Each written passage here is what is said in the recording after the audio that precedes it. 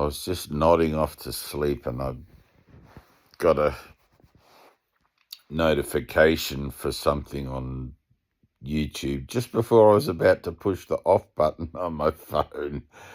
And I went and checked it, and that led me to the discovery of this other little aspect of YouTube that I didn't know existed, where instead of having to go to each video and checking for comments or questions, you can find them all in the one place. And I went there, and I'm probably sounding a bit overly surprised, but I went to the YouTube place where all these questions are and all these comments are, which I didn't know existed before, and there was literally like 150 or 200 odd comments. So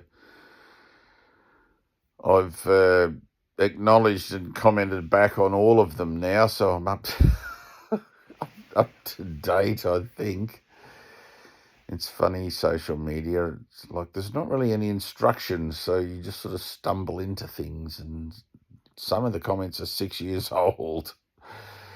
I still replied though, I like that idea of offering that blessing to its nth degree. Make sure, the time of things doesn't matter. It's always going to be perfect. All right, now I'm going to turn off my phone after I load this and get some much needed Zeds for this mortal vessel. And one of the comments, just interestingly, which people comment to me all the time, it's fairly regularly, I shouldn't say all the time, fairly regularly, it's one that I remember that people comment anyway, put it that way. So is that I visited them in their dreams. And in one comment that I just replied to, Annie and I both visited this person in their dreams. And I'm never generally aware of anything like that. I mean, it is mind. It's not really me, because there's no Dave, but it's mind using the symbology of Dave and Annie to present whatever it is, which is a good thing. So if I do show up in your dreams, it's a familiar symbol for something that represents something not of the world, hopefully. I don't think I owe anyone money or anything, so I'm not likely to show up in dreams for that reason. But dreams are pretty weird, though. But on that note, also, remember to offer your dreams to Jesus. Jesus is in charge of time and space, and he can use, whatever time, including time at night when you're asleep, whatever time you offer him, he will use on behalf of your salvation. So it's important really to remember to offer your sleeping time as well, which I'm about to do now. I love you guys, and I truly feel blessed. I mean, it's, singular self, singular guys, singular I. I love myself through you, in you, and we're all one, but whilst time seems to last, it's just nice to be able to express that gratitude. I'm grateful to God for all of you, for participating in salvation as a whole. The more that awaken, and the awakening, not the wokening, but the awakening, spiritual awakening, is unstoppable, and we're all part of this celestial speed up now. So the more we share these universal lessons, the universal curriculum, an idea is increased by sharing. And, it costs nothing to share an idea. I think, I don't really know for my own self, but I am aware of people who feel somewhat threatened by sharing these ideas, because at the same time as you share it, you also hold yourself accountable to it.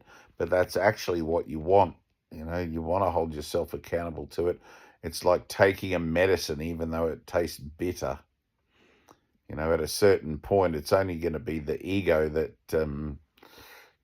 has any sort of sense of dread about being held accountable to forgiveness. And it's like, who cares about ego? It's like that's what we're here to do, is to retrain our ego compartment of our mind to serve rather than to seek to get. Anyway, thank you. Thanks to God for all of you. I'm reading some of those lessons, some of those comments, pardon me, and some of those comments from some of you guys that are just picking up A Course in Miracles for the first time, and it's like, oh man, I can barely remember when those days were. I know they were tumultuous. I know that those days when I first encountered A Course in Miracles, that, after my revelation, that was the same day, but like revelation here, Course in Miracles, do this, basically. Those were tumultuous years, those initial years coming to terms with the mind training. It's like, holy cow, I wouldn't want to do that again for all the tea in China, but if I could do yours for you, I would. But I can't, which is why I make these videos, to try and impart as much of what it has been for me, as I can. And I can't tell you, I can't say to you that what it has been for me is exactly how it's going to be for you. I mean, some of you guys out there, the awakening proceeds sort of vertically, and your own experiences add to the whole. And it's like, man, if you have something that goes on that you think can help me, I'm all ears. Like, this whole thing is collaborative, and we're joining together and boosting each other up and walking each other home. Joining with Jesus, joining with everyone that's, living in the light. I love you.